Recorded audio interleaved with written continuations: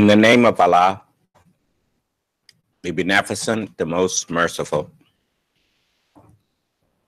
the Truthful, and the Most Just.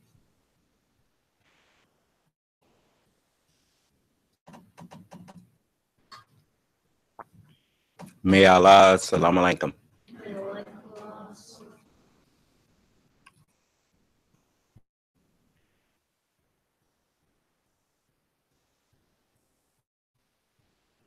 We are thankful to Allah for allowing us to meet once again with you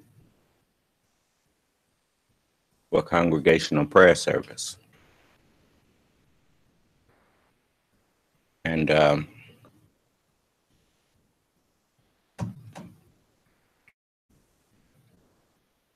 to be able to remind you of the importance of the keeping up of prayer.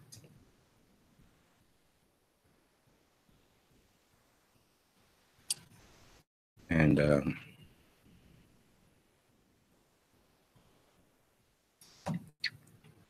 takes me back to that song that I used to like so well.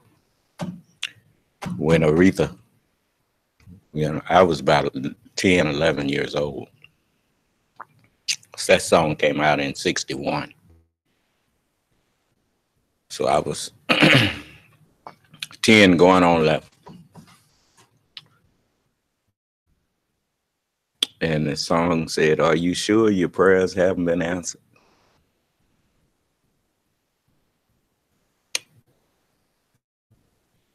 My saint.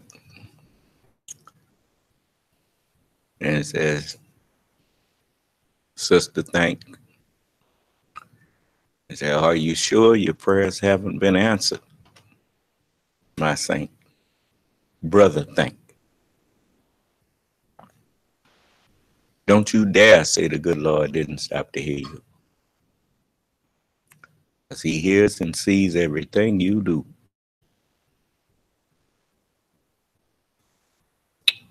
And now that, at the time, I didn't know that Allah had given his angels charge over me.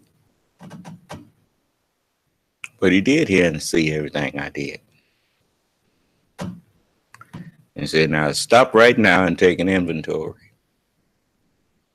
I ain't forgot the time I was crying on my way to school because I thought a gang was going to jump on me. But I was forced to go to school because my mother made me go, and I had to obey her. So I was walking down the street crying. And two brothers, one named Rudy Wolf, and the other one was named W.T. Green. And they asked me what I was crying about. They just walked up and asked me, "What you crying about, Marvin?" I say, "The goody gang gonna get me." And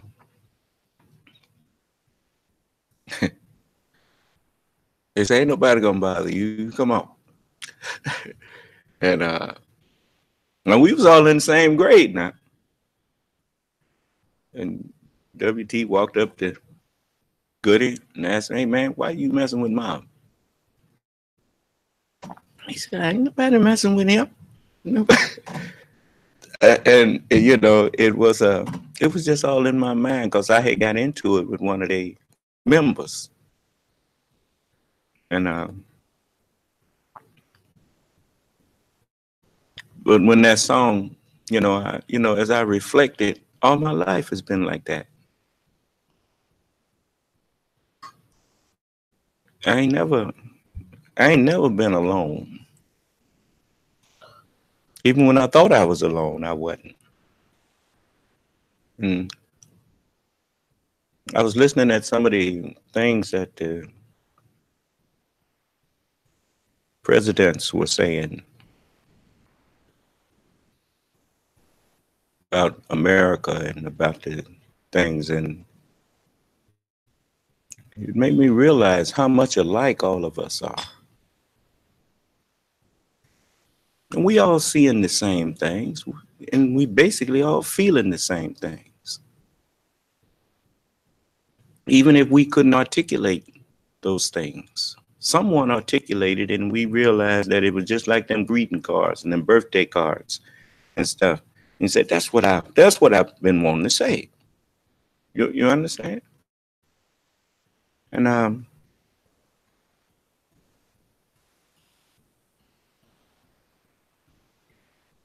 you know, as that song say, stop right now and take an inventory, and you'll come up with a different story. Because he sees every move you make, every waggle of your head, every wink of your eye. And here, his is your laughter, and it's his tears you crying. And that song stayed with me. It's with me to this day. So, you know, I have my time to honor Aretha. But you know that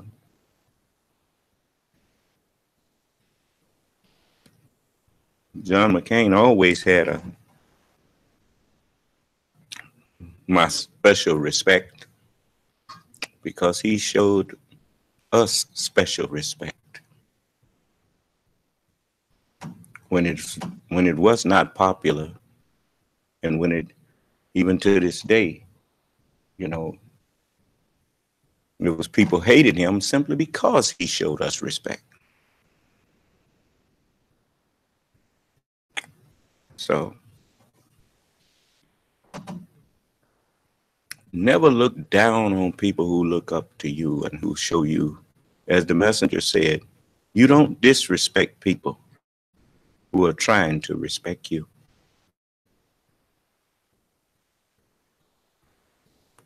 Of course, that falls on deaf ears when it comes to people who are not trying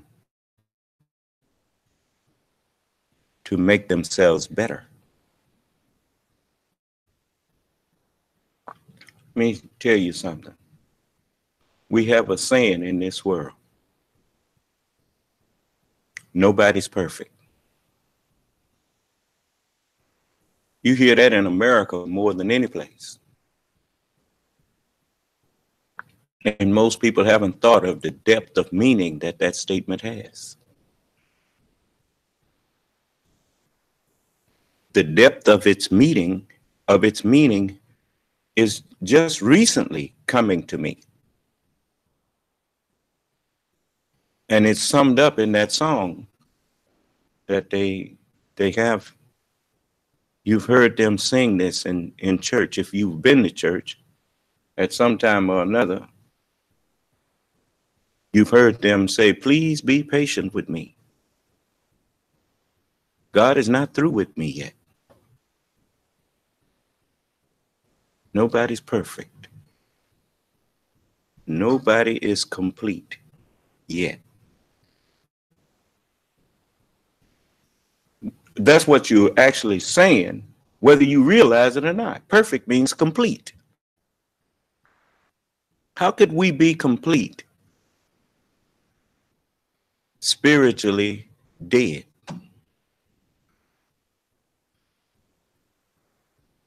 So we had to learn the natural universe first.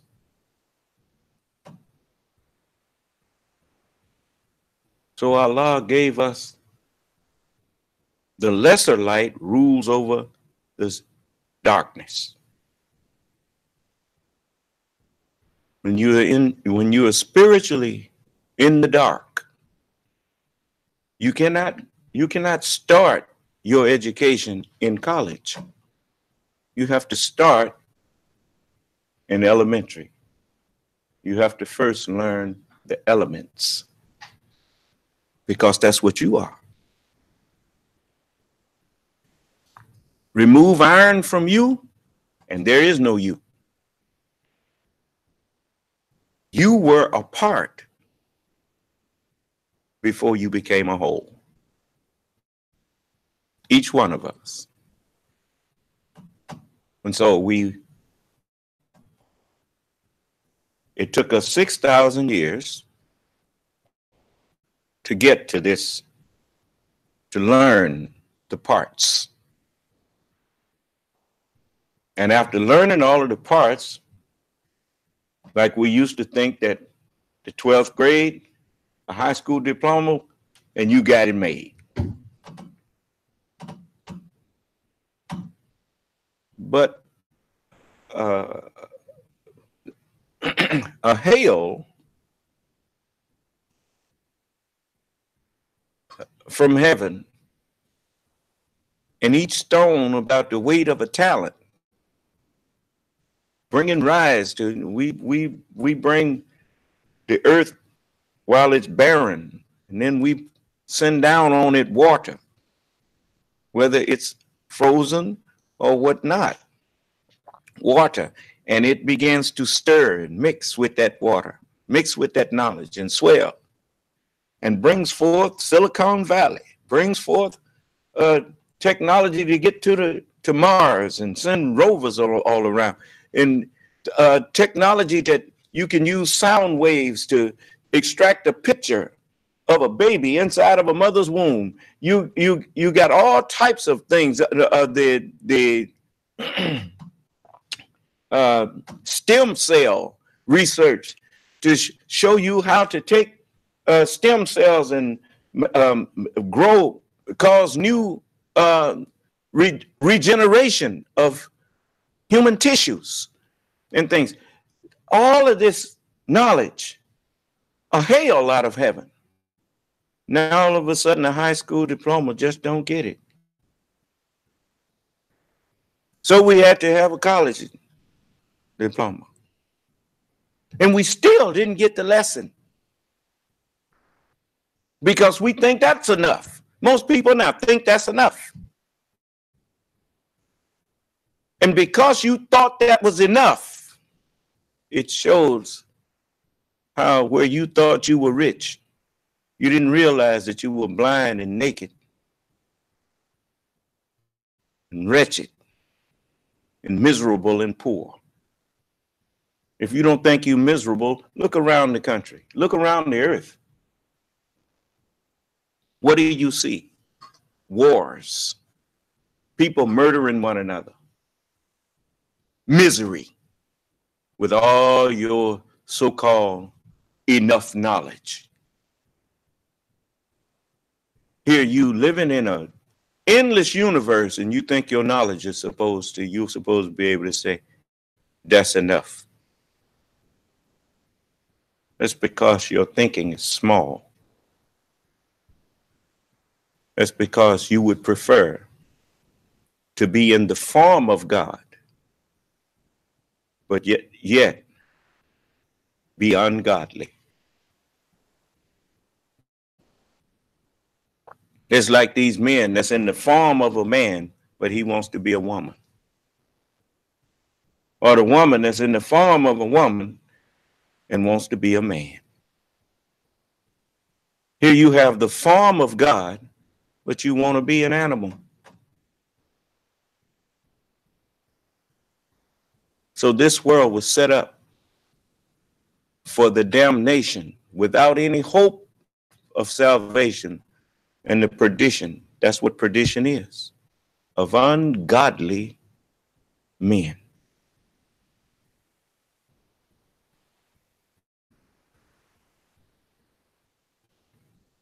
And so I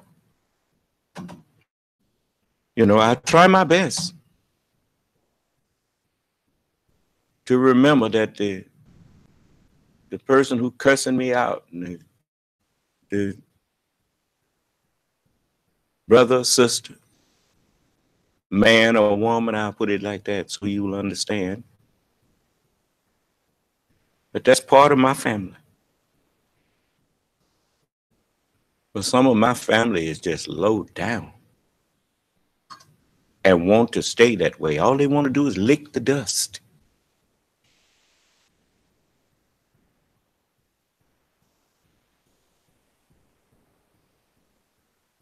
They don't want to be upright.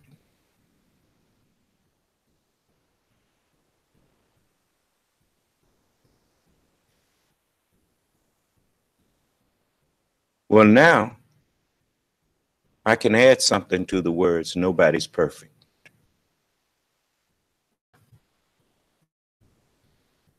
No one is complete yet, because most people are not seeking to be made complete. You perish for the lack of knowledge because you have rejected knowledge.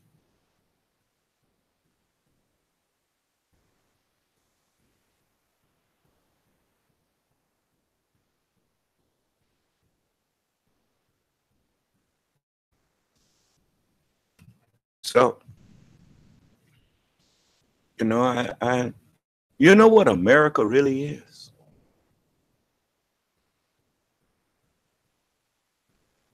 America is God's way of inviting people to a common good, to a common idea.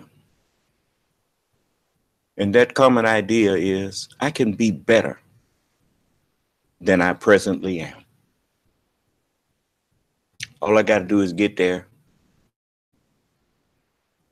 where I can have the freedom to grow myself.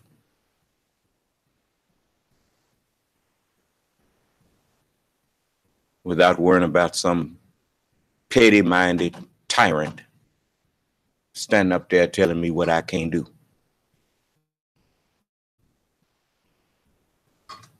That's why America got somebody in it from all over every nation. Somebody is here in this country trying to better themselves with the hope of bettering themselves.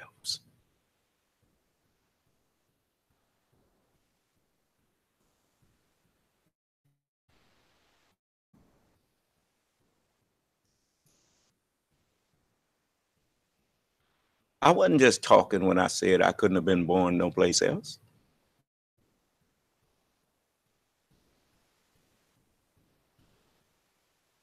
Mary means rebellious.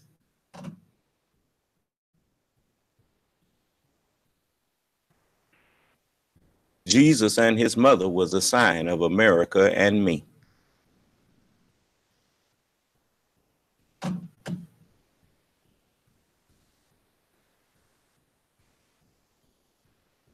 You see, how in the world can you change a world that you're in love with? People don't change things that they're in love with. They change things that they don't like.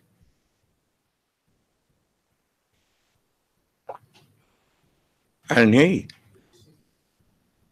when you get ready to change something about yourself, why do you want to change it? It's generally because you don't like it. Is that right? A person that's pleased with themselves don't see no reason to change. The only one that don't need to change is God.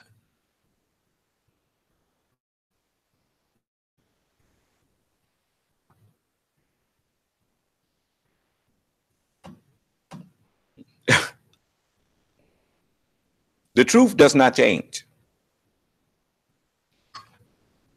Otherwise, it was not the truth in the first place.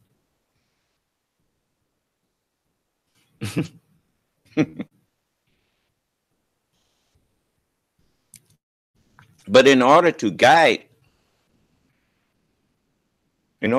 be guided to truth, you have to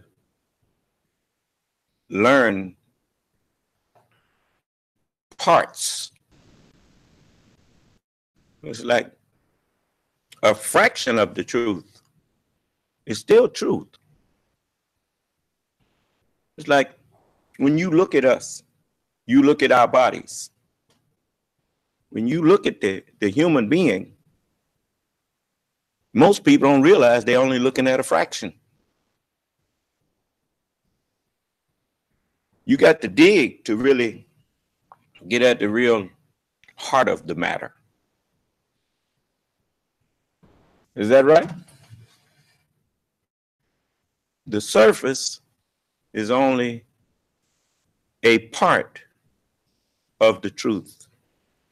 And it's not the whole truth. It's a part of the whole. That's why it's important to reduce fractions to their simplest terms. Once you understand the simplest in terms, you understand a cell, then you can understand that which a group of cells make up.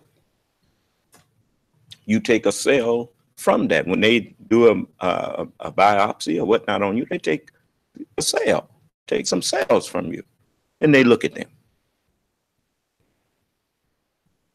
to understand what's going on with that thing. Is that right? You see? And the cell leads them to the truth of the whole thing. Truth, Allah guides to himself. You see? So, it is, you know, I can't give too much honor to a person who honored me. There's no such thing as giving them too much honor, too much respect. No, it's not too much respect. The messenger says this, he said, all we can do for the dead body is to honor it for what it did for us when it was alive.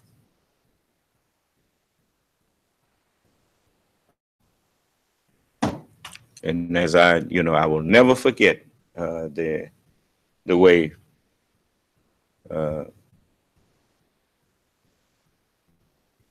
Senator then, John McCain, conducted himself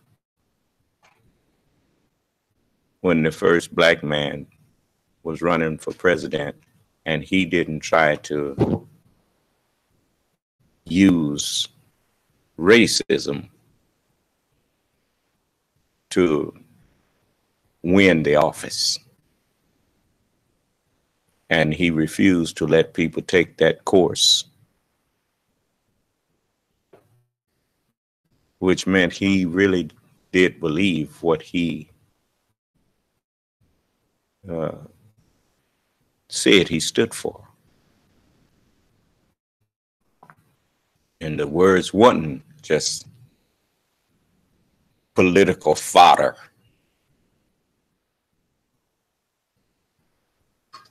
So we all could learn a lesson from that. Instead of playing to audiences, the best one to be is yourself, regardless to who's watching or who ain't watching. Just be you. Be true to what you profess.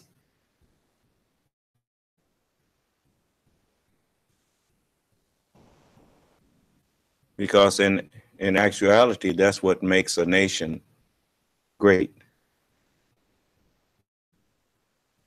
If every member in that nation is true to what they say their nation stands for.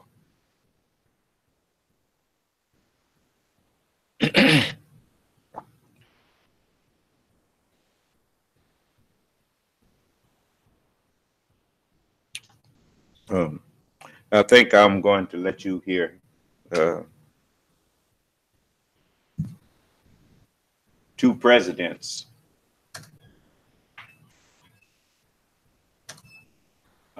speak.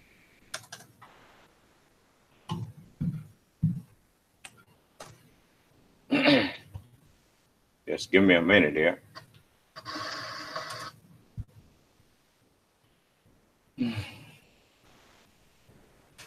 I want to thank Brother Michael and Brother Dawood again for fixing my computer.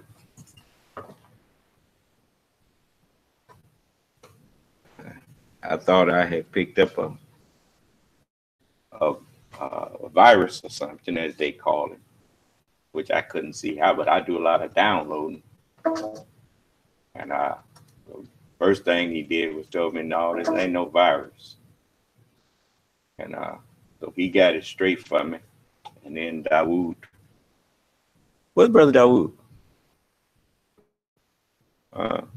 Well, he stayed out here last night and got my mouse working again.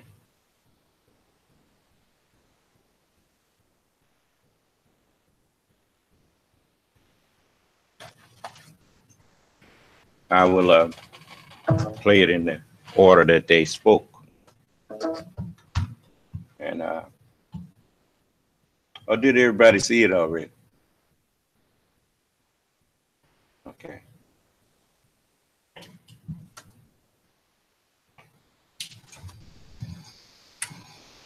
Cindy and the McCain family, I am honored to be with you to offer my sympathies and to celebrate a great life. The nation joins your extraordinary family in grief and gratitude for John McCain. Some lives are so vivid, it's difficult to imagine them ended.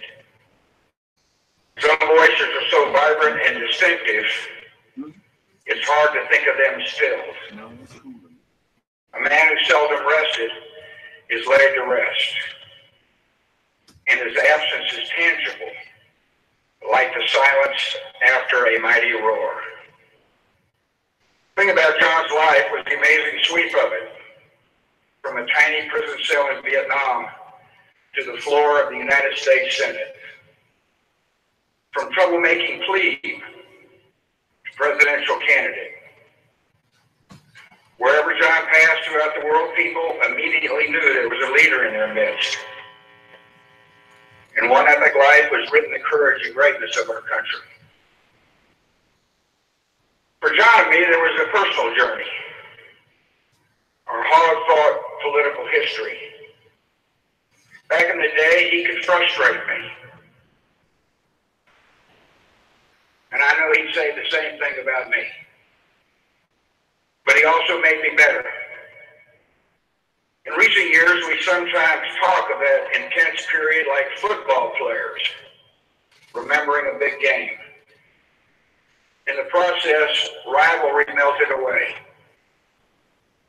In the end, I got to enjoy one of life's great gifts, the friendship of John McCain, and I'll miss it. Moments before my last debate ever with Senator John Kerry in Phoenix, I was trying to gather some thoughts in the holding room.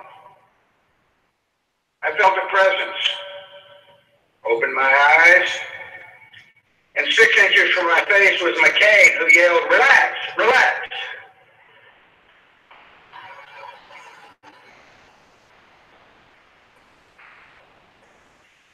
John was above all a man with a code.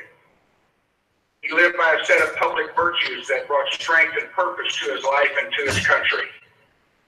He was courageous, with a courage that frightened his captors and inspired his countrymen. He was honest, no matter whom it offended. Presidents were not spared. He was honorable, always recognizing that his opponents were still patriots and human beings. He loved freedom with the passion of a man who knew its absence. He respected the dignity inherent in every life, a dignity that does not stop at borders and cannot be erased by dictators. Perhaps above all, John detested the abuse of power, could not abide bigots and swaggering despots. There was something deep inside him that made him stand up for the little guy, to speak for forgotten people in forgotten places. One friend from his Naval Academy days recalls how John, while a lowly plebe, reacted to seeing an upperclassman verbally abuse a steward. Against all tradition, he told the jerk to pick on someone his own size. It was a familiar refrain during his 6 decades of service. Where did such strength of conviction come from? Perhaps from a family where honor was in the atmosphere, or from the first-hand experience of cruelty, which left physical reminders that lasted his whole life, or from some deep well of moral principle. Whatever the cause, it was this combination of courage and decency that defined John's calling and so closely paralleled the calling of his country. It's this combination of courage and decency that makes the American military something new in history, an unrivaled power for good. It's this combination of courage and decency that set America on a journey into the world, to liberate death camps, to stand guard against extremism, and to work for the true peace that comes only with freedom. John felt these commitments in his bones. It is a tribute to his moral compass that dissidents and prisoners in so many places, from Russia to North Korea to China, knew that he was on their side. And I think their respect meant more to him than any medals and honors life can bring. The passion for fairness and justice extended to our own military. When a private was poorly equipped or a seaman was overworked in terrible conditions, John enjoyed nothing more than dressing down an admiral or a general. He remained a troublesome plebe to the end. Those in political power were not exempt. At various points throughout his long career, John confronted policies and practices that he believed were unworthy of his country. To the face of those in authority, John McCain would insist, "We are better than this. America is better than this." John is the first to tell you he was not a perfect man, but he dedicated his life to national ideals that are as perfect as men and women had yet conceived. He was motivated by a vision of America carried ever forward, ever upward, on the strength of its principles. He saw our country not only as a physical place or power, but as the carrier of enduring human aspirations, as an advocate for the oppressed, as a defender of the peace, as a promise, unwavering, undimmed, unequal. The strength of a democracy is renewed by reaffirming the principles on which it was founded. And America somehow has always found leaders who were up to that task, particularly at the time of greatest need. John was born to meet that kind of challenge, to defend and demonstrate the defining ideals of our nation. If we're ever tempted to forget who we are, to grow weary of our cause, John's voice will always come as a whisper over our shoulder. We are better than this. America is better than this. John was a restless soul. He really didn't glory in success or wallow in failure, because he was always on to the next thing. Friends said he can't stay in the same experience. One of his books ended with the words, "And I moved on." John has moved on. He would probably not want us to dwell on it, but we are better for his presence among us. The world is smaller for his departure, and we will remember him as he was, unwavering, undimmed, unequal.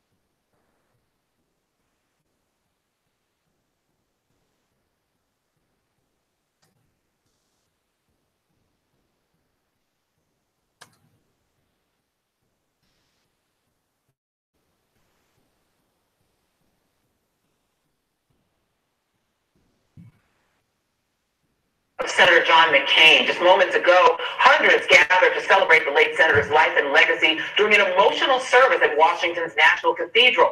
Former Presidents Barack Obama and George W. Bush eulogized McCain at his request.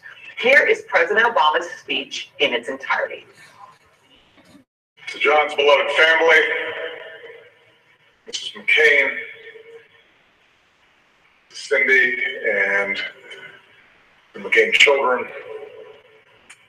President Mr. Bush, President Secretary Clinton, Vice President Mrs. Biden, Vice President Ms. Cheney, Vice President Gore, and as John would say, my friends,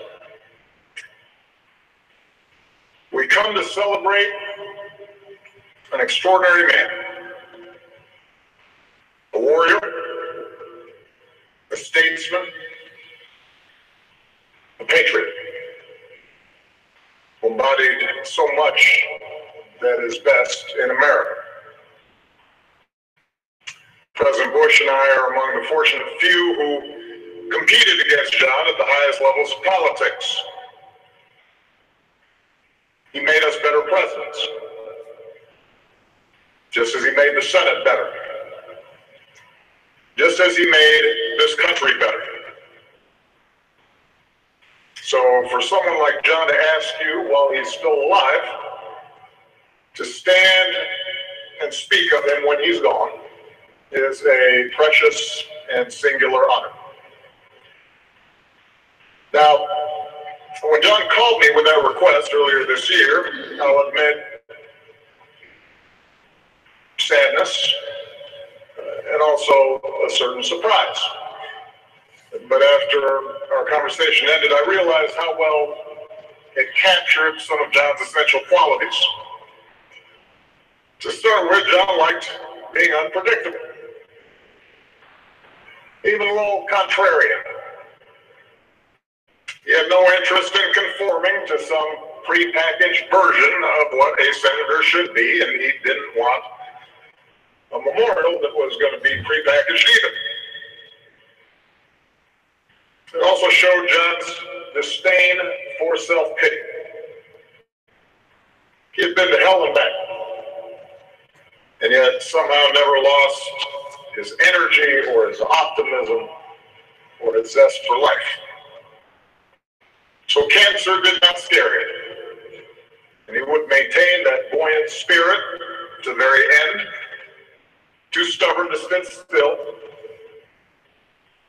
opinionated as ever, fiercely devoted to his friends, and most of all to his family. It showed his irreverence, his sense of humor, a little bit of a mischievous streak. After all, what better way to get a last laugh than to make George and I say nice things about him to a national audience?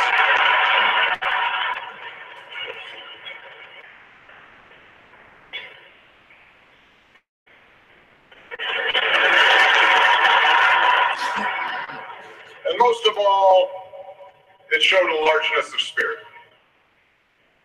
an ability to see past differences in search of common ground. And in fact, on the surface, John and I could not have been more different. We're of different generations. I came from a broken home and never knew my father. John was the scion of one of America's most distinguished military families. I have a reputation for keeping cool. John, not so much.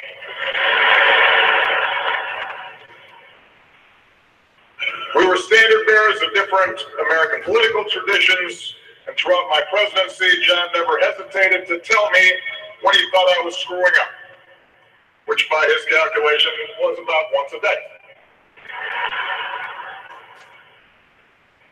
But for all our differences, for all of the times we sparred, I never tried to hide, and I think John came to understand the long-standing admiration that I had for him.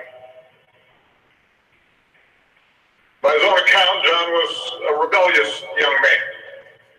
In his case, that's understandable. What faster way to distinguish yourself when you're the son and grandson of admirals than to mutiny. Eventually, though, he concluded that the only way to really make his mark on the world is to commit to something bigger than yourself. And for John, that meant answering the highest of calls, serving his country in a time of war. Others this week and this morning have spoken to the depths of his torment and the depths of his courage there in the cells of Hanoi, when day after day, year after year, that youthful iron was tempered into steel. That brings to mind something that Hemingway wrote in the book that Megan referred to, his favorite book. Today is only one day in all the days that will ever be. But what will happen in all the other days that ever come can depend on what you do today. In captivity, John learned in ways that few of us ever will the meaning of those words. How each moment, each day, each choice is a test. And John McCain passed that test again and again and again. And that's why when John spoke of virtues like service and duty, it didn't ring hollow. They weren't just words to him. It was a truth that he had lived, and for which he was prepared to die. And it forced even the most cynic to consider, what were we doing for our country? What might we risk everything for? And much has been said this week about what a maverick John was. Now, in fact, John was a pretty conservative guy. Trust me, I was on the receiving end of some of those votes. But he did understand that some principles transcend politics. That some values transcend party. He considered it part of his duty to uphold those principles and uphold those values. John cared about the institutions of self-government, our Constitution, our Bill of Rights, rule of law, separation of powers, even the arcane rules and procedures of the Senate. He knew that in a nation as big and boisterous and diverse as ours, those institutions, those rules, those norms are what bind us together. They give shape and order to our common life. Even when we disagree, especially when we disagree. John believed in honest argument and hearing other views. He understood that if we get in the habit of bending the truth to suit political expediency or party orthodoxy, our democracy will not work. That's why he was willing to buck his own party at times. Occasionally work across the aisle on campaign finance reform and immigration reform. That's why he championed a free and independent press as vital to our democratic debate. And the fact that it earned him some good coverage didn't hurt either.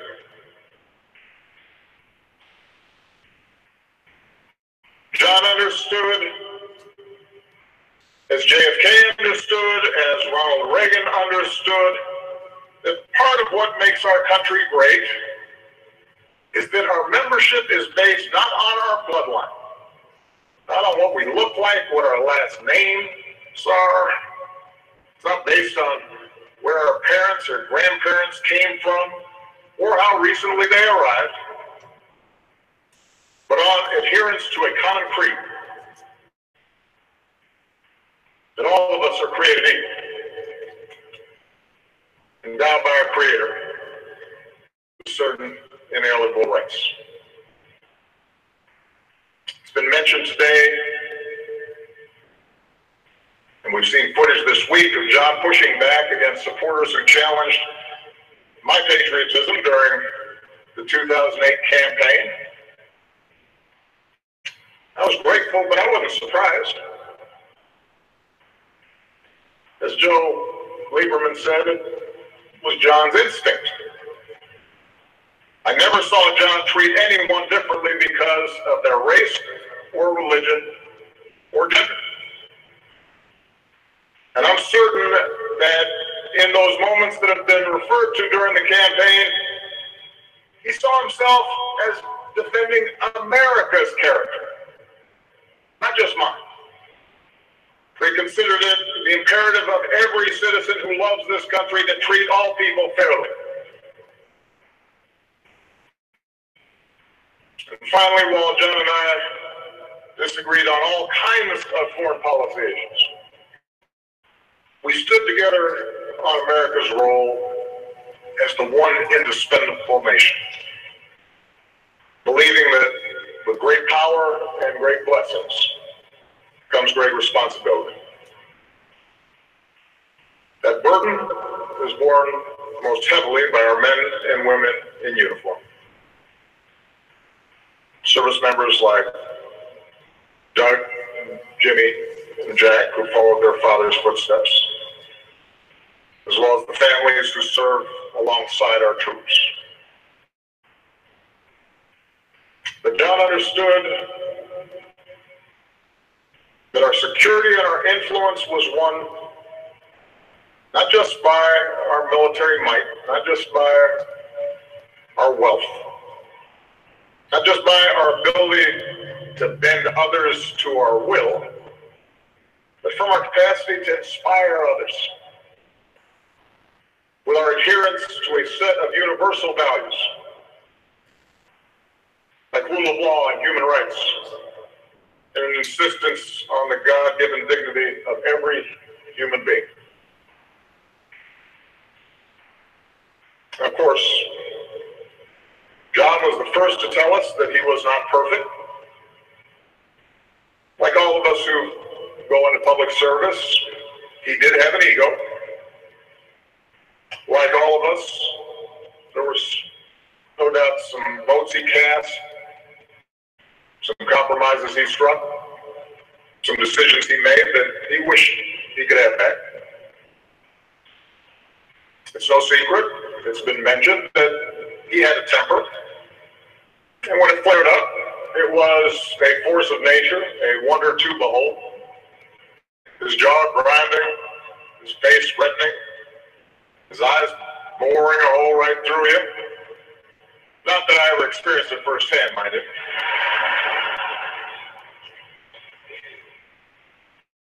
But to know John was to know that as quick as his passions might flare, he was just as quick to forgive and ask for forgiveness. He knew more than most his own flaws and his blind spots. And he knew how to laugh at himself. And that self-awareness made him all the more compelling. Now, we didn't advertise it, but every so often over the course of my presidency, John would come over to the White House and we'd just sit and talk in the Oval Office, just the two of us. We'd talk about policy and we'd talk about family and we'd talk about the state of our politics. And our disagreements didn't go away during these private conversations. Those were real, and they were often deep. But we enjoyed the time we shared away from the bright lights. And we laughed with each other. And we learned from each other. We never doubted the other man's sincerity or the other man's patriotism, or that when all was said and done, we were on the same team. We never doubted we were on the same team. For all of our differences, we shared a fidelity to the ideals for which generations of Americans have marched and fought and sacrificed and given their lives. We considered our political battles a privilege, an opportunity to serve as stewards of those ideals here at home and to do our best to advance them around the world. We saw this country as a place where anything is possible. And citizenship is an obligation to ensure it forever remains that way. And more than once during his career, John drew comparisons to Teddy Roosevelt. I'm sure it's been noted that Roosevelt's man in the arena oration seems tailored to John. Most of you know it. Roosevelt speaks of those who strive, who dare to do great things, who sometimes win and sometimes come up short, but always relish a good fight. A contrast to those cold, timid souls who know neither victory nor defeat. Isn't that the spirit we celebrate this week? That striving to be better, to do better, to be worthy of the great inheritance that our founders bestowed. So much of our politics, our public life, our public discourse can seem small and mean and petty. Trafficking in bombast and insult and phony controversies and manufactured outrage. It's a politics that pretends to be brave and tough, but in fact is born of fear. John called on us to be bigger than that. He called on us to be better than that. Today is only one day and all the days that will ever be.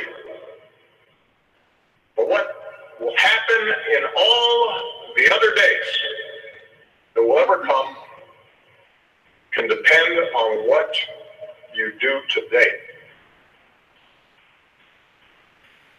What better way to honor John McCain's life of service than, as best we can, follow his example?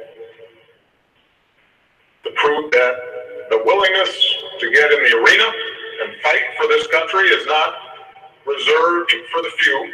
It is open to all of us. And in fact, it's demanded of all of us as citizens of this great republic. That's perhaps how we honor him best. By recognizing that there are some things bigger than party, or ambition, or money, or fame, or power. But there's some things that are worth risking everything for. Principles that are eternal. Truths that are abiding. At his death, John showed us what that means. For that, we are all deeply in his debt. May God bless John McCain. May God bless this country he served so well. Joining me now are MSNBC contributor Malcolm Nance, Karine Jean-Pierre of MoveOn.org, Yamiche Alston.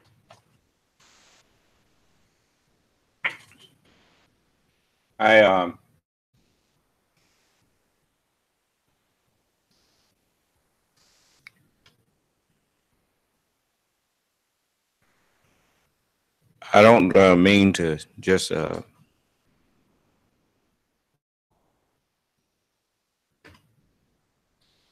belabor this, but I want you to understand that, you know, we have an old saying, it takes one to know one.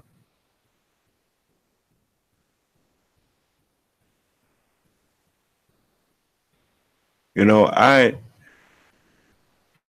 I know that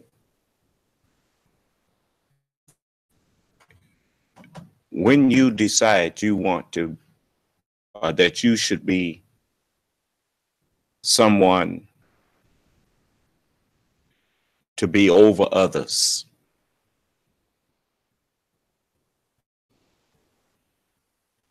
the thing that motivates that should be nobility, not desire for power. Nobility of in the sense that you should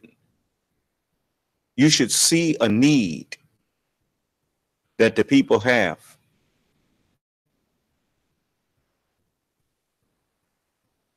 that is not being fulfilled, that you know how to fulfill that need, to make things better for them.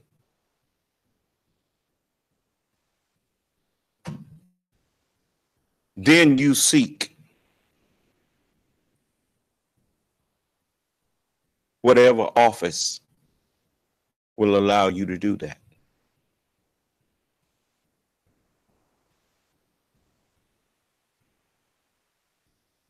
Because if you want to be up over people so they can serve you,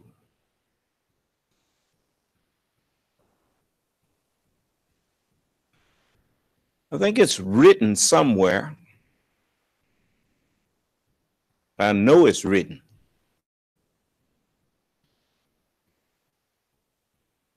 Thou shalt worship the Lord thy God, and him only shalt thou serve. That's why when Allah chooses one who is willing to serve him, he commands the rest of us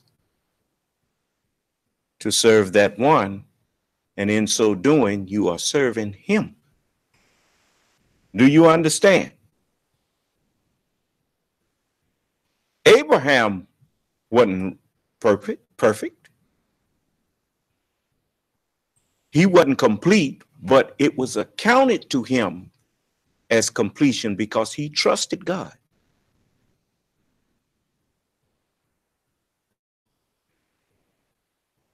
Righteousness is the completion of the human being. Because the whole purpose for the human being is to fear God and keep his commandments. That's what righteousness is. It's obedience to God. Obedience to truth.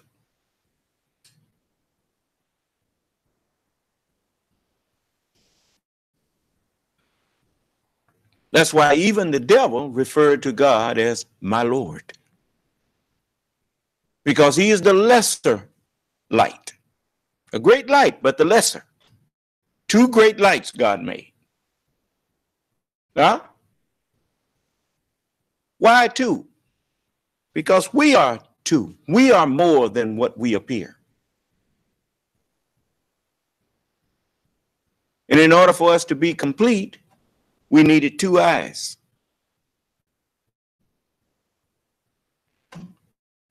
Well, if we needed two physical eyes, we also need two mental eyes. A natural and a spiritual, and the two see as one. And now we have that capability. It's just like many people think that John McCain, because he didn't like Donald Trump, didn't want him at his funeral. No, that's not the pettiness. That's what people who are petty think. But I want to show you something. You know, I told you to, it take one to know one. I know why he didn't want him there. It's just like when I was, I remember once I called Tom Popes when he was on there. I called his show because he said, any of you that's doing something, because ain't none of you doing nothing. And so, that was kind of provocative to me. So I called up and I started to tell him, I said, well, Mr. Pope, I said, we're doing this. And he caught my voice and he knew who it was. He said, look, you ain't gonna come in here and take over my, and so he just went off of me. And I said, well, Mr. Pope, you the one said call in and tell you. And then he just kept on ranting and things. And I kind of, I thought that was pretty disrespectful. And, then I want to know what you tell people to call in for but anyway, so I kind of fell out with him a little. And I found out that he had been a real help to the station, as I kind of voiced my displeasure about him. And I was told that he had helped the station quite a bit, monetarily and otherwise. And so I told RJ, I said, look, well, brother, if he's been helping you, brother, I can get past that then. I can get past what he said to me. If he's been, because his heart shows, how many people help you? And if he's been like that, I can get past that. So I just pushed that aside. And that's why I understand. That's one of the things that made me understand what John McCain was feeling. When you have a disagreement, a legitimate disagreement with somebody, or they think they got one with you, but if you are both part of the same country and you're both in government, then you have to get past that. If you believe you're dealing with a patriot, someone who loves the country. It's just like in families. Siblings argue and fight sometimes. But they don't forget that they are part of the same household. Right? And so even when you fighting, you hold back. Because you really don't want to hurt each other. You just want to get your point across. Is that right? But what happens when a patriot runs into a traitor?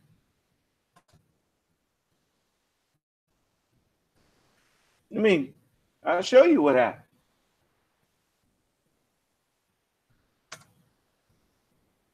Look, let me tell you something. I didn't learn nothing new. I just found another patriot that agrees with me in John McCain. That's all. Look, let me tell you something. A man who is truly patriotic to his own nation, if he agrees to be a guest in your house is pretty much safe.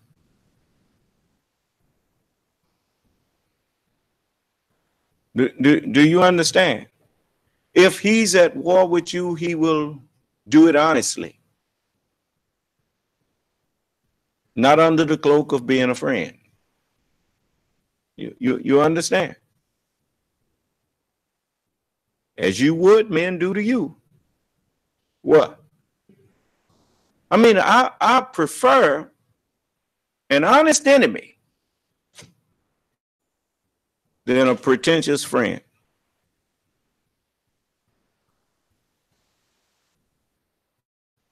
So now I want you to see something here.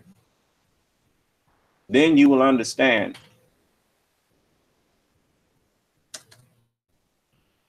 It's just a little short clip I'm going to show you. I'm not going to play the whole thing. Then I'm going to read something to you out of the scripture.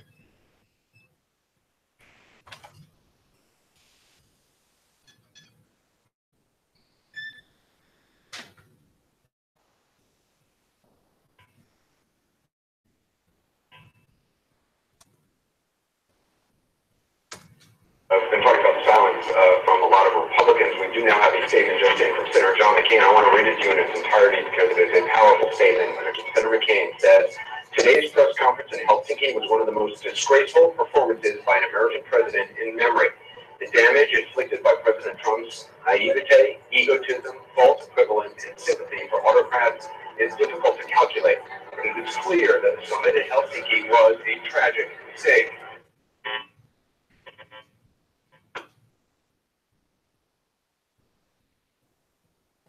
A patriot seeing the commander-in-chief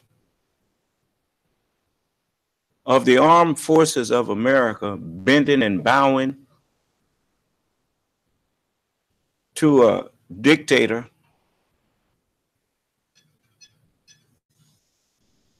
that's something that you just can't stomach.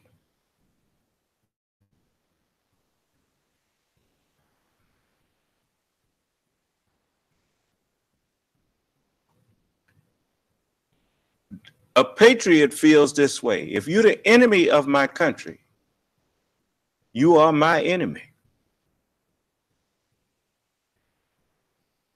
In the world, you love me, but you hate my people.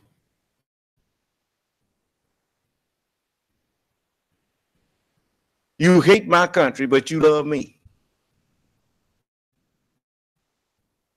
No.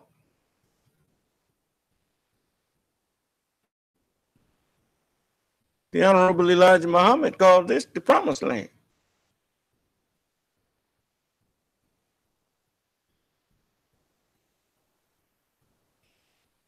And I can go deeper into that and prove that that's what it is. But people coming to America, trying to get to America, look at the people, in spite of them misrepresenting what America stands for, that ain't stopping the people from coming. They still coming. Because to them, America is a land of promise.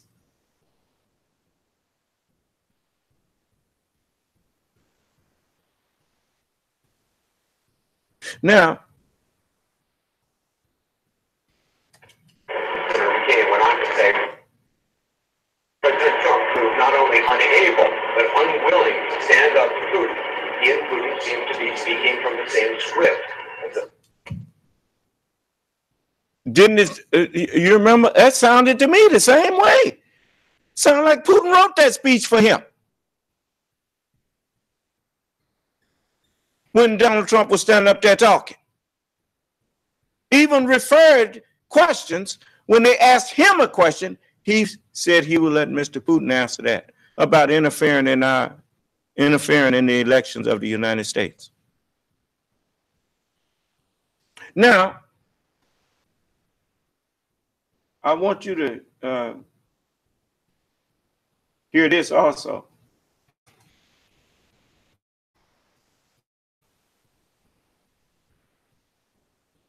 Let me find it.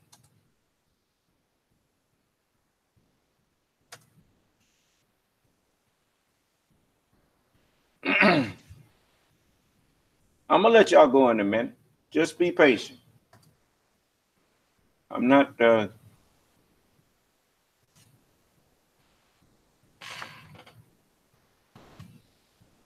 now watch this. From the daughter of one of America's most celebrated war heroes of powerful message for the White House after a staffer mocked her father battling brain cancer. It is not how you die, it is how you live. Meghan McCain speaking out on The View. This week, her dad, Senator John McCain, a POW, opposed the president's nominee for the CIA, Gina Haspel, for her failure to denounce tough interrogation tactics as immoral. Then, three sources with direct knowledge tell NBC News. Special Assistant Kelly Sadler said during a Thursday White House meeting, he's dying anyway. I don't understand what kind of environment you're working in when that would be acceptable, and then you didn't come to work the next day and still have a job. Today, the White House confirmed Sadler still has a job, and then tried to ignore the controversy altogether. I'm not going to validate a leak. Now, a growing chorus of bipartisan criticism. Trump supporter Joni Ernst calling on the nation to treat this war hero and his family with the civility and respect they deserve. McCain's friend, Senator Lindsey Graham, saying nobody is laughing in the Senate. I think the biggest problem is that we are normalizing behavior that we shouldn't normalize. And former Vice President Joe Biden telling NBC News people have wondered when decency would hit rock bottom with this administration. It happened yesterday. So is the president ultimately to blame, given his device? I say to former Vice President Joe Biden, no civility and morality and that kind of thing have not hit rock bottom. That's why the book refers to the hellish mind, a person that has no that does not live by religious principles and moral values. They have no bottom. Hell is a bottomless pit. But as I told you, you know, you live in a color universe, but you think in black and white. That's why you didn't see the brain as a pit inside of your skull. But now you see, like the pit of an apricot or an avocado. You see that pit in the middle there. It's the seed of it, right? But it's the pit. The brain is the pit of the human being, of the human body. And consequently, the mind that's in the brain, religion and morality is the foundation. Seek ye first the kingdom of God and his righteousness. Then you got a foundation. But if you don't have the principles of righteousness and morality, you just got a bottomless pit up there. The foundation of a thing is the bottom of a thing. Do you understand? You know, it's just like when I remind all of you that your faith, you cannot have faith without conviction. Conviction is to be totally convinced of a thing.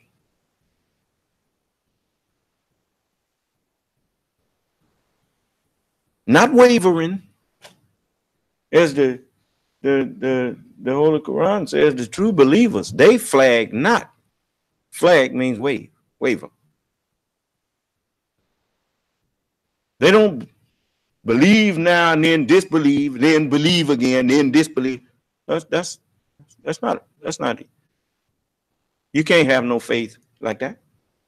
Faith is every day, every second, every minute, every hour, 24/7.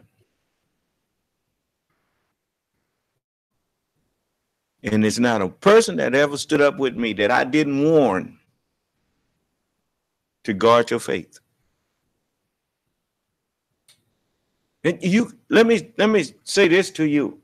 You can't spend your time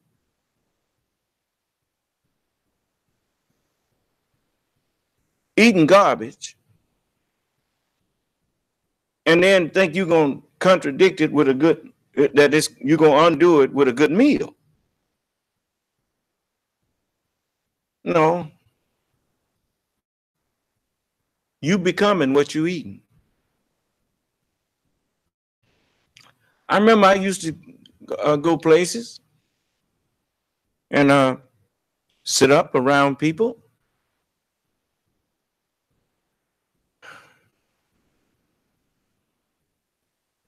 That was smoking. I came out, smoke was all over me. The smell of it. You know, you can whatever environment you put yourself in. I don't know how you think that the stench of that is not going to be on you. If that's true physically, it's also true spiritually. I don't have to wonder what kind of people you hang around. All I have to do is listen to your conversation.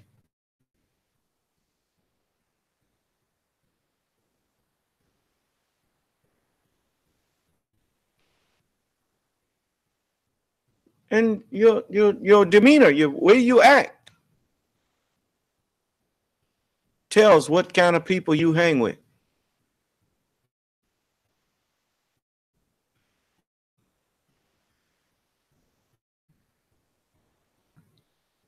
If you building a nation, why are you hanging with people who ain't? What they ain't got nothing to do with what you doing. At least what you say you doing.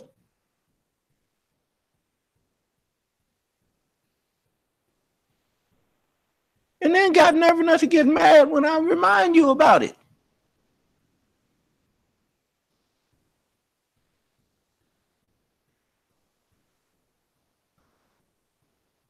I'll tell you why John McCain didn't want that traitor at his funeral. You know, he didn't go as far as I would have went. So I said, I don't want nobody from that White House. I sure would have. You know, but he knew that probably the people would misunderstand. You know, it is right here. In the book of Psalms.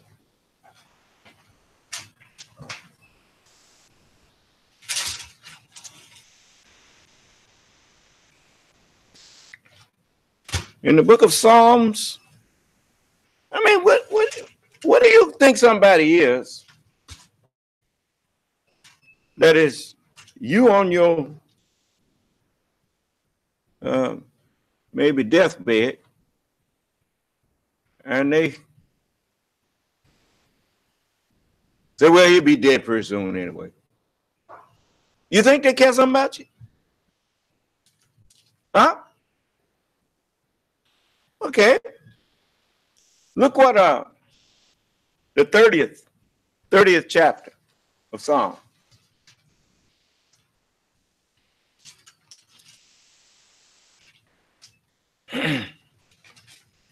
It says, in thee, O Lord, do I put my trust. Let me never be ashamed. Pardon me. I will extol thee, O Lord, for thou hast lifted me up and hast not made my foes to rejoice over me. Huh?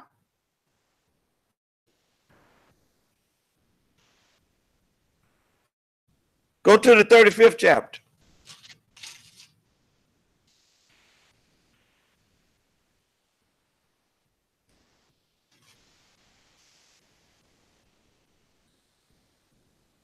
In the 35th chapter, let's go to the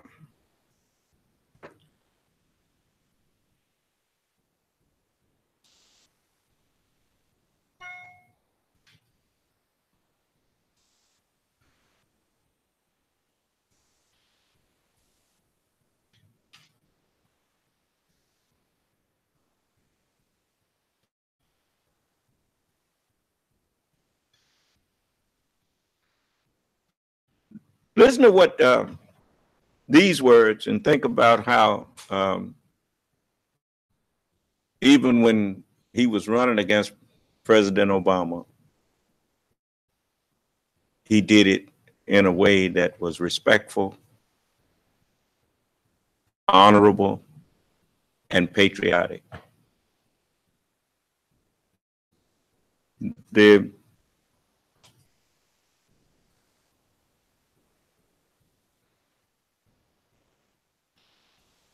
11th verse says, false witnesses did rise up.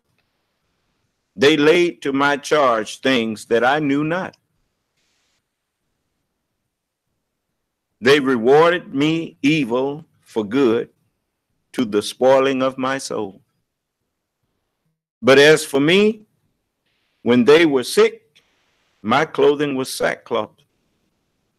I humbled my soul with fasting, and my prayer returned into my own bosom. I behaved myself as though he had been my friend or brother. I bowed down heavily as one that mourneth for his mother.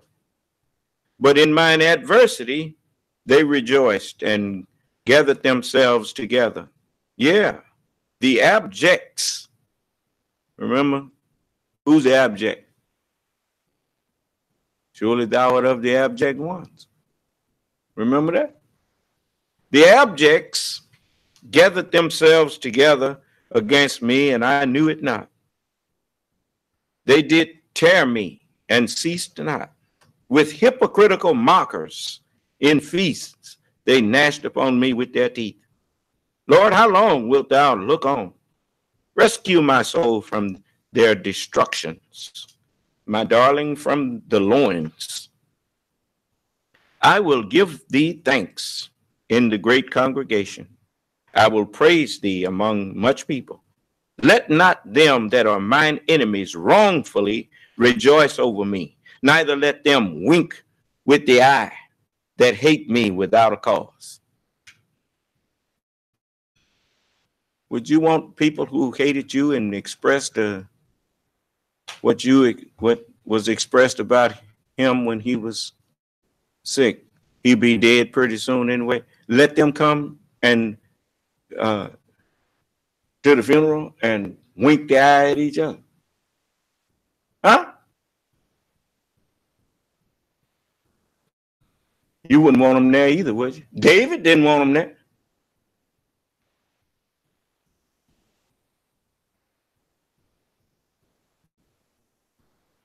But he simply said, the same thing David said. Don't let them come and wink their eye over me. Don't let my foes come in here and people who didn't care. Why let them come in here? I don't want them there. Huh? A traitor has no business in a room full of patriots.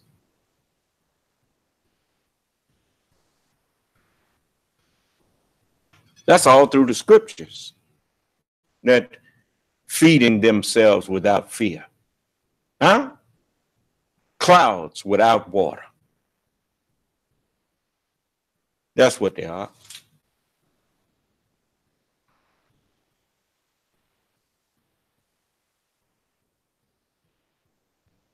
So no, it wasn't vindictiveness. It was just a man who is truthful don't like liars. A liar. God said, all liars shall have their part in the lake that burneth with fire and brimstone. You don't want people like that in your solemn feasts.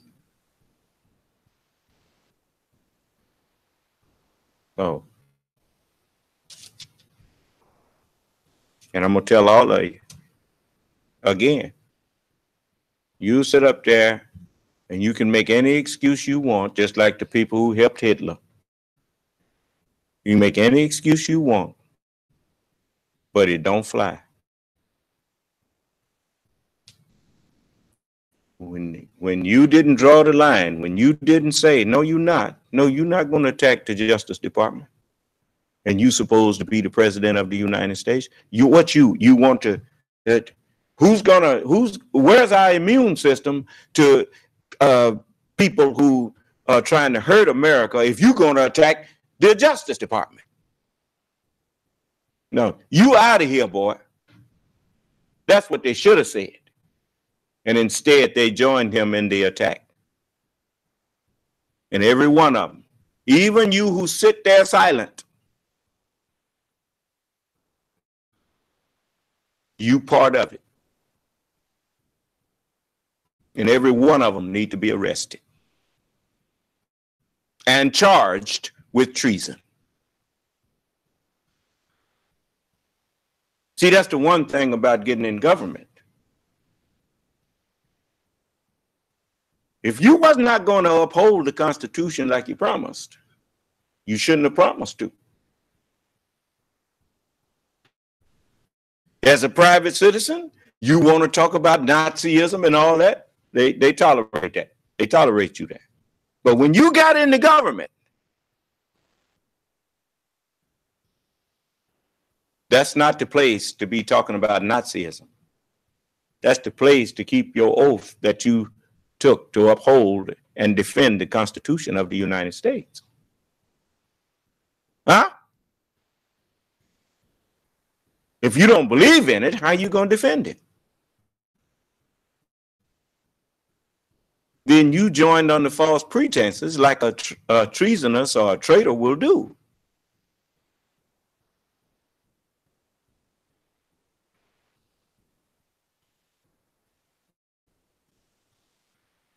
You deserve to be arrested, and you deserve to be arrested publicly.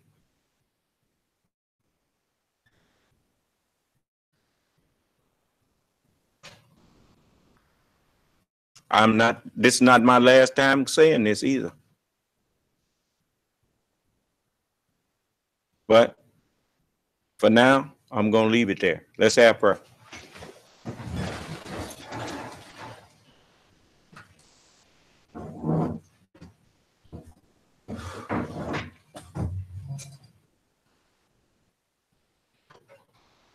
Hut, tent, hut. Original salute. Ready, front. Prayer position. Allah is the greatest. Allah is the greatest. Allah is the greatest. Allah is the greatest. And I bear witness that I know of none who deserves to be served or worshipped beside thee. In the name of Allah, the Beneficent, the Most Merciful, all holy praise is due and be to thee, O Allah, the Lord of the worlds, the Beneficent, the Most Merciful Master of the day of requital. Thee do we serve, and thee do we beseech for help. O Allah, please continue to guide us and keep us on the right path and way, the straight path and way of thee and those upon whom thou hast bestowed thy favors, not the crooked paths and ways of Satan and those upon whom thy wrath is or will be brought down, nor the foolish paths and ways of those who go astray or who are led astray, even after they've heard and been given the true understanding of thy holy word and teachings. Truly, I have again turned myself to thee, O Allah, striving to be totally upright, to thee who originated the heavens and the earth, and I am not of the polytheists. Truly my prayers, my sacrifices, my life and my death are all for thee, O Allah, the Lord of the worlds. No associate hast thou in this am I commanded, and I am of those who submit. O Allah, thou art the King. I know of no God but thee. Thou art my Lord, and I am thy servant. I've been greatly unjust to myself, and I confess my faults and weaknesses. So please grant me and my true followers and family continuous protection against all of our faults and weaknesses. For none grants protection against faults and weaknesses but thee, and guide us to and instill within us the best of moral character and thoughts. For none can guide us to and instill within us the best of moral character and thoughts but thee, and turn us away from and remove from us the evil and indecent moral character and thoughts.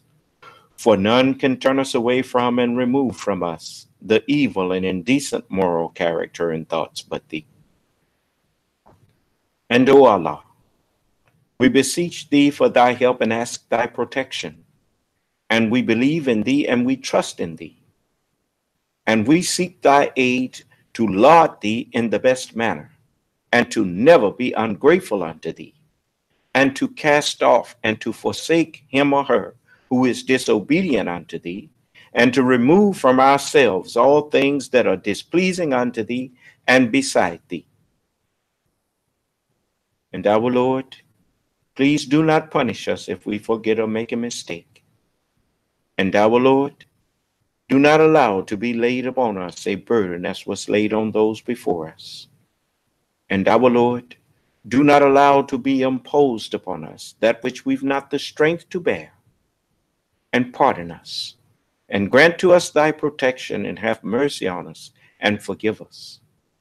For thou art our protector.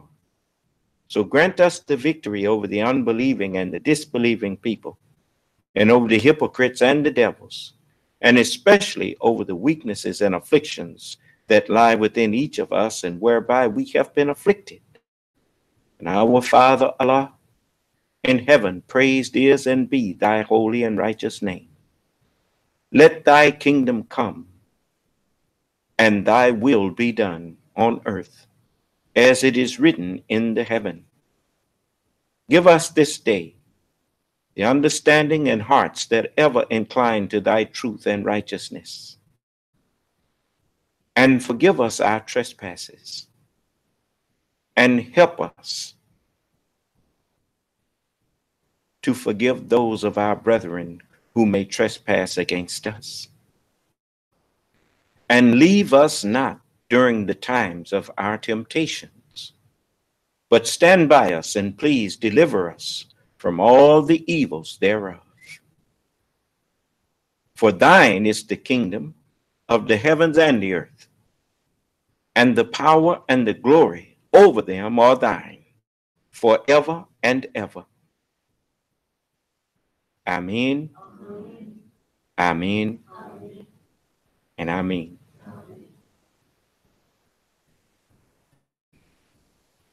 Attention, hot. Original salute. Ready front. You may be seated.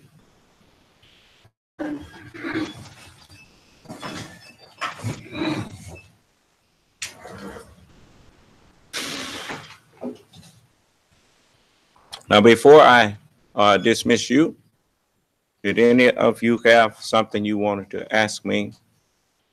You may avail yourself of that opportunity at this time. Daddy, Yes, does God sleep? sir? Does God sleep? No, sir. Nope. Only the man of God sleeps. It's just like you. When you are doing what people call sleep, that's just your body sleeping. Your brain never sleeps.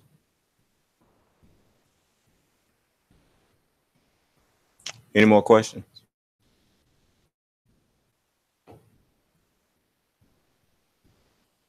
Fact about it, while you're sleeping, the brain is working even more.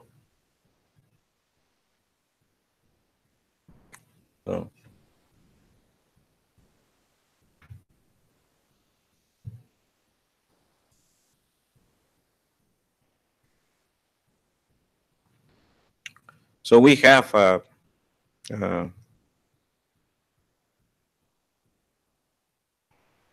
we have a duty to God first and to ourselves afterward.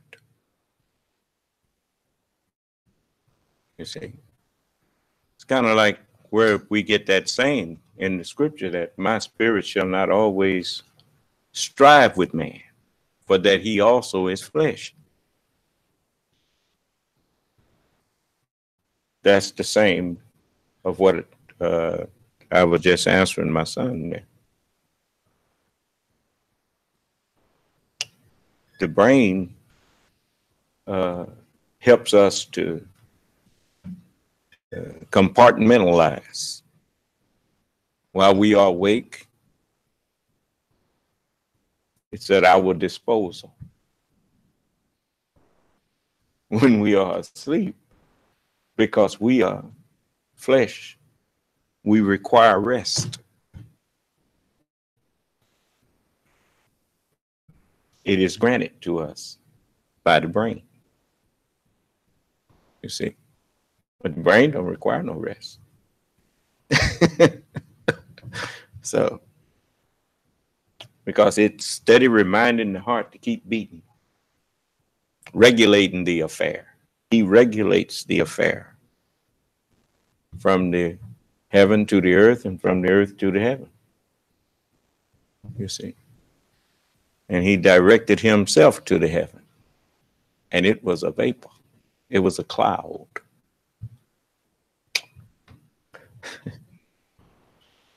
Who is he? He is the first and the last. Yeah. He is the manifest and he is the hidden. Yeah. So I'm just thankful that the Honorable Elijah Muhammad came and taught me the knowledge of myself. So now I'm able to teach everybody. So it does no good to answer when people ask a question and you answer them, then by the time you finish, they should understand what you said. They should understand better what they didn't understand. So, any more questions? Yeah, Assalamualaikum. May wa alaikum ala salam. What does it mean by when you say it takes a village to raise a child? Well, I didn't say that. But I think you were talking about the proverbial you. When that's supposedly an old African proverb that it takes a village to raise a child. Actually, it takes a united village to properly raise a child. You know, but we are all the product, not only of our parents, we are the product of the community that our parents chose to live in. And everywhere you go, in any society, you are picking up parts that eventually make up your character and make up your mind. So you have to be careful where you let yourself go.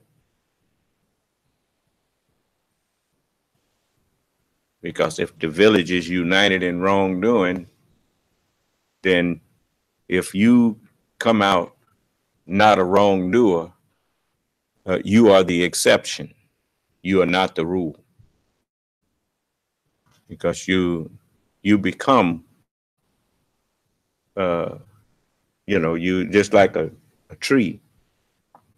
It's the product, the fruit on that tree is the product of the earth that it was planted in. You see? That's why, like I said, I couldn't have been really born no place.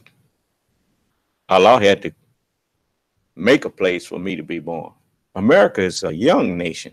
It's not no old nation. America is a new nation that was unlike any other nation before it.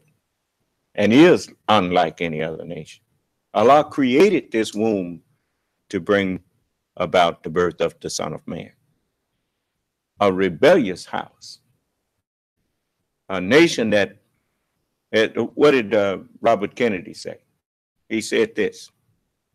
He said, some men see things that are and ask why. He said, and I dream things that have never been and ask why not. You see, that is, that's a noble thought. That's a thought of someone who does not think that life is what's being shown to him. And is trying to figure out, is this all there is? And it got to be something more than this.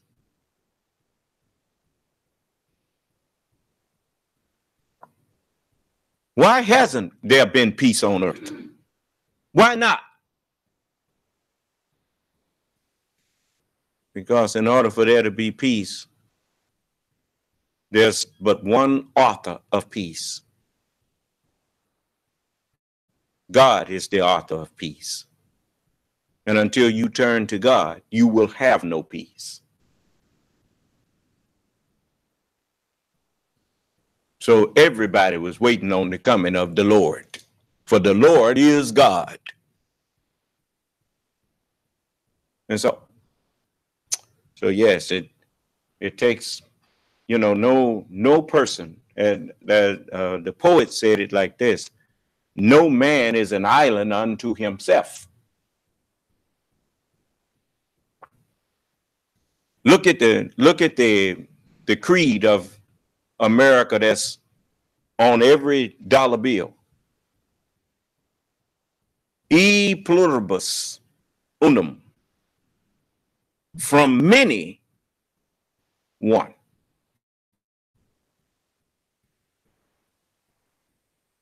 As the body is one and hath many members, so also is Christ. From those many, even anti-Christ. You notice, Christ and anti-Christ, people think that's new ideas. That idea have been around ever since man. You just didn't know it. The red blood cells that's coursing through your veins are traveling right next to the white blood cells that all they do is look for something to kill. The red cell brings life, and the white cell is anti-life in order to preserve life. Do you understand? So the two are actually one.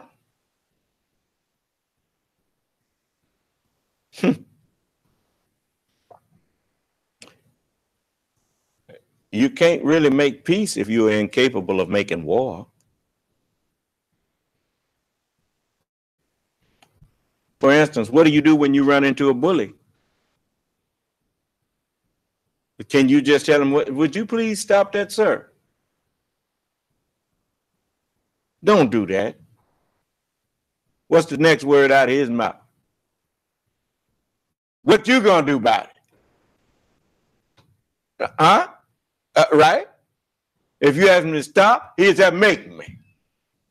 Yeah, well, and if you can't make him, he ain't gonna stop.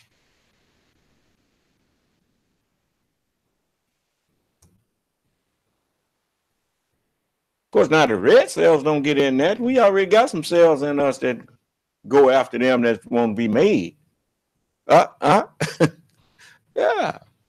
So all praises due to Allah. You know, and everybody got their job to do. It's a dirty job, but somebody had to do it.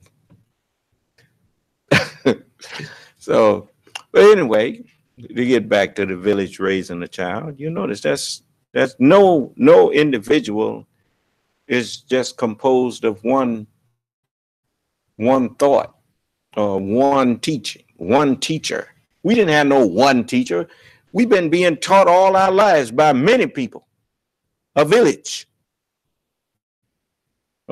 people. A village of people, right? And when you look, a village is another term for a little town or city. And, you know, so yes, that's true. So be careful on what you let your children. That's why they, even in this world, they tell you be careful what you let your children watch on TV.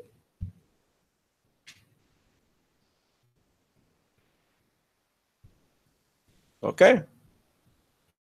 You want to stay a believer? You better quit hanging around disbelievers. You better quit sitting up talking to people that don't believe. Just hanging out. You're going to regret that. Anyway, you notice I'm your example on that. Where you see me at? So you got more strength than me, huh? You can hang out with people who just ain't about serving God or whatnot and sympathizing with you, sympathizing with somebody who Allah is angry with. If you see me with them, I'm inviting them to a meeting.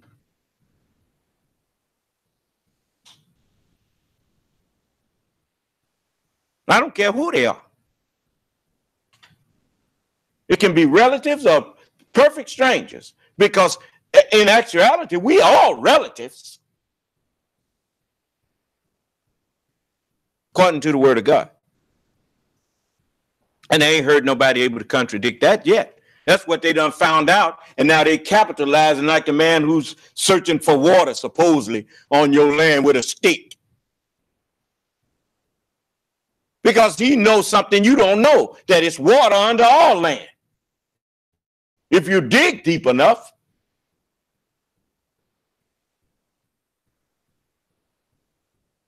And God made a firmament and separated the waters which were above the firmament from the waters that was beneath the firmament. And there you.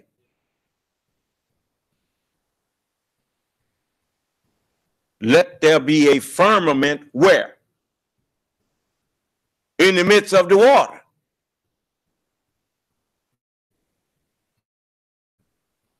And let it divide the waters from the waters. So it's water under all land. It's called a water table. Likewise, the scripture already told you that God made all nations of men from one blood. Now they on the TV sitting up there advertising that they're gonna show you your roots, and I found out I thought I was German. Now I'm found out that I'm Irish. I wasn't. I mean, and you paying for that.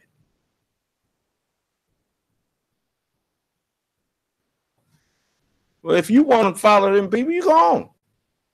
You ain't gonna lead me nowhere. No. I got my religion in time. And I ain't finna go give it up for to go back to foolishness.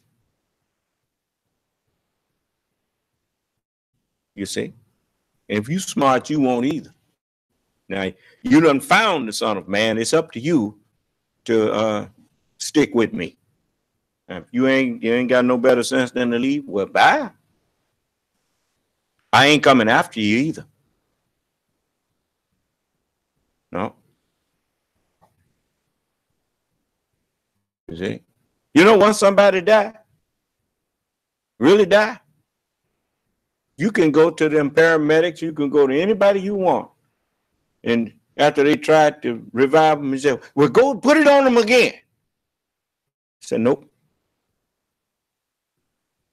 You can holler and hoop all you want. No, they ain't going back out there. They dead. That's that. Huh? All right. So it's time now that you know the truth and act on that truth. All right. Any more questions?